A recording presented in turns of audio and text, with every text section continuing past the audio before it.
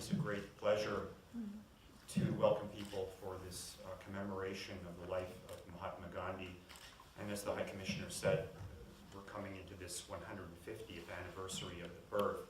So it's a particularly important time, or this year is particularly important in that commemoration.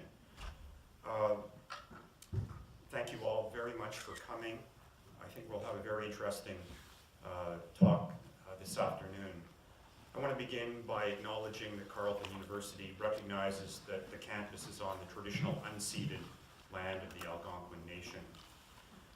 I also want to recognize His Excellency, the High Commissioner of India with us, and Dr. Roseanne Runte, the former president of the university.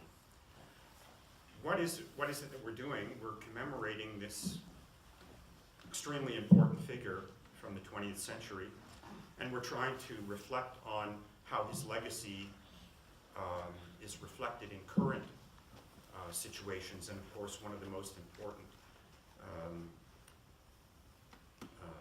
areas affecting this country, and the Prime Minister has identified it as such, is the relationship with Indigenous people on this land. So we're very honored to have our speaker this afternoon, and I'll introduce him in 1 second. Before I do that, I want to recognize the donors for the lecture. Dr. Kanta Marwa is an important donor for this annual MK Gandhi lecture. Nishit Goel, the late Mr. Kailash Mittal, Dr. Jagmohan Humar, who's known to many of us, and others have contributed to the endowment which makes this annual lecture possible. So, having done that, I want to now say a word about our guest. Dr. Tyaki Alfred is at the University of Victoria in British Columbia, and he's a very well-known scholar, public intellectual as well, in the area of Indigenous issues in this country. He comes from, he's Ghanaian Gaaga, or Mohawk, from the community of Ganawage, just south of Montreal, where he grew up. At a young age, I think at 18, he entered the United States Marine Corps and served in the Marines. I think you were in Honduras at one point, in Latin Central America.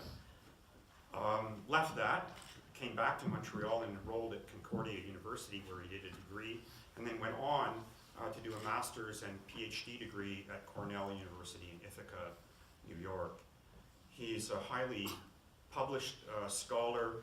I won't review all his publications, but his books include Peace, Power, Righteousness, and Indigenous Manifesto from Oxford University Press, and the one that he's probably going to be drawing on today, Wazaze, Indigenous Pathways of Action and Freedom, published by Broadway, I think it was, in the University of Toronto. And in that book, he has many reflections on the Mahatma and the implications of the Mahatma's thinking and the Mahatma's practice with relation to Indigenous peoples in this country and I guess potentially around the world.